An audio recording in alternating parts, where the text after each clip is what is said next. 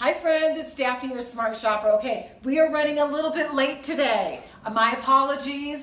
We were traveling, got caught in some traffic. Anyways, today's little simple saving hack is all about how to deal with your bike. So when it comes to cleaning your bicycle chain, you know, it is a dirty little task, but it doesn't have to be. You don't need to buy any special tools for it. Now you do need some chain cleaner that you need to put on the brushes. What I've done right here is I've taken 2 toothbrushes that I actually got for free at hotels and some zip ties because I got a huge package of them. Now you can either, depending on the style of the toothbrush, you might need 1 or 2 zip ties, and you put them together so the toothbrushes are facing each other like this. So it creates like this tension between the brushes.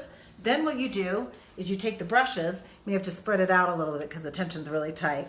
And this is the part where I tend to get a little bit dirty. Let's spread it out just a little bit. So get the chain between there, and then you put your chain cleaner, and then you go ahead, and when the chain is not off the bicycle, like it is right now, you simply, there we go, just pedal it through, and it'll clean your chain just like that. Let me do that one more time.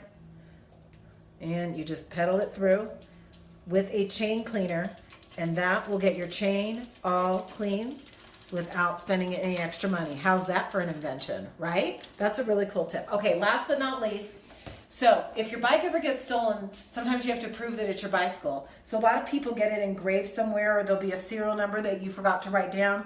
Like right here, there's a little serial number underneath the pedals, but a lot of us forget to write those down. So police, if they confiscate your bike, they'll ask you to prove that you can identify it. Okay, one really cool trick that you can do is if you have your handlebars right here. Let me turn over the bike. Oh.